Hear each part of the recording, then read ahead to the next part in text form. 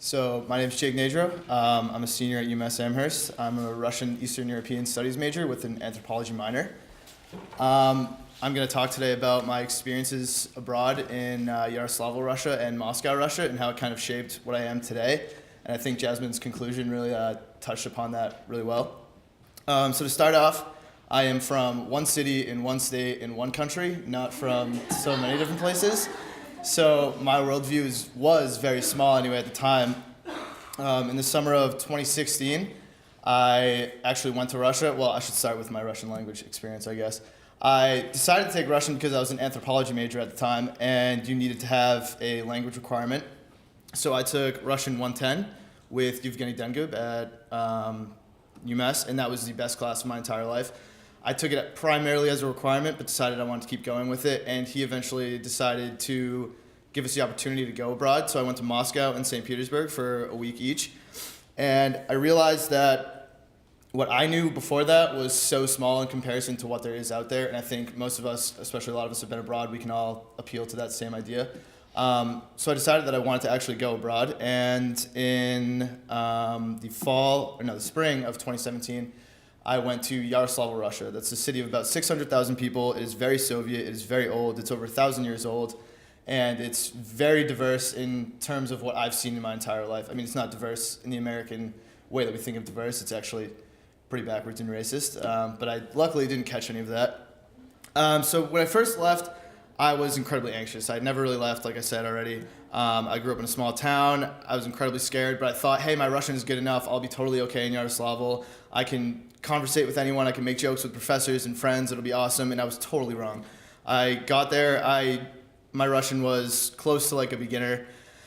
I was trying to make jokes with my host mom, with other people, with anyone that I could, and they just become uncomfortable or just like give me dirty looks. And I was like, okay, I clearly messed up. And it wasn't until I was finally able to tell my host mom that her cooking was too salty that I was like, oh my God, I can finally like speak Russian. I can finally talk to other people.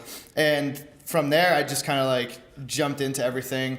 I was lucky enough to meet with a group of university students about my age that were trying to revitalize culture in the city of Yaroslavl because, like I said, it's very backwards.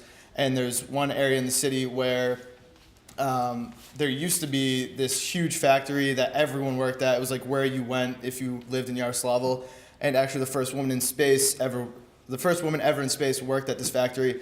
But at the collapse of the Soviet Union, all the prisoners were released from the gulags, moved to this area, so it became kind of run down. And the students wanted to go back there and revitalize culture and make things better. So I got to work with them, and I got to see a different side of Russia and a different side of really what you see in the media. You see a lot of corruption, which there totally is a lot of corruption. And you see like the really hard-strung alcoholics, cigarette smokers, all this kind of stuff. And that's totally there, but what I saw in this community was the good side of Russia, the people that want to bring a community back together, the people that want to bring life back to a region and kind of challenge the stereotypes that everyone thinks of when they see Russia in the news. I actually kind of found a girl there too, which was pretty cool. Don't worry, there's a better one later. So that was really interesting. It was very stressful. It was hard to deal with the language barrier and like the emotional barrier. That was really difficult. But I realized that I was finally kind of coming out of my shell and understanding who I was and what I could really do. And I think, just like you said, really, that was the best thing for me. So anyway, I came back in the summer and I worked, and I had decided when I was in Yaroslavl that I got this kind of countryside feeling of Russia, but I did want like the real Moscow experience. So I decided to go back in the fall of 2017, and I went to Moscow. This is all with the Middlebury program, by the way, and that's super difficult because you have to sign a language pledge, which means you only speak the language that you're there for, which I hope they don't see this, but I obviously did not only speak Russian while I was there. So I went to Moscow, and I was super nervous again. I thought maybe my time back in America was going to make me closed-minded and hard to deal with this change. And about a week into it, I was like, I'm absolutely in love again. Moscow is the greatest place on earth. It's incredibly beautiful. I was lucky enough to live by one of their biggest parks called VDNK, or like VDNK. It's an old Soviet agricultural pavilion, some super beautiful copycat architecture of Italy, Europe, everywhere, like that is known for its beautiful architecture. So yeah, I was wrong again, thinking that I would be uncomfortable. This time I was more comfortable. I was able to jump into making friends right away. We had a group of tutors that came to us, and I was able to talk with them and walk with them and understand more about the city life, which I think was better in terms of learning the language, because I learned a lot more of the slang and a lot more of how people react around one another. And it was just really fun. I was able to go to bars and different events and go outside and just talk with everyone for hours on end.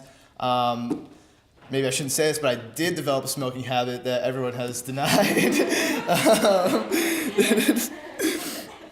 So I had a great time. I also shouldn't say this because Middlebury doesn't know, but we went on a trip to St. Petersburg. Actually, this is funny. We were supposed to go to the city called Petrozavodsk and then to St. Petersburg, and I overslept and missed the flight to Petrozavodsk, which at first I was super bummed about, but upon getting to St. Petersburg, everyone said I didn't miss anything, so I was pretty happy. But we got to St. Petersburg, and we went out one night. My friends ended up leaving, and I decided to stay because I was really enjoying myself. And around 5 in the morning, I realized I should probably go home. It's pretty late. So I walked outside, looked at my phone, talked to one of my friends really quick. He dropped his location so I could go meet him and we could walk home because I had no idea where he was. All right, I have a minute. I really got to hustle up. You know what? Skip that story. The other girl. I absolutely fell in love with this one girl. Her name was Natasha. And through this, I was also able to understand Russian cultural experiences a lot better. I met her family. I met a lot of different people. And I understood a relationship in a different place can be super difficult. She left me completely heartbroken, but that's totally okay. It's something that happens in life, I guess. Anyway, so what am I going to do in the future? I probably have like 30 seconds. I'm going back to Moscow in a couple months, hopefully at the end of the summer. I'm going to go there and teach English. I just want to get more of these experiences that I've had because they've been absolutely amazing. And that's everything. Thank you very much.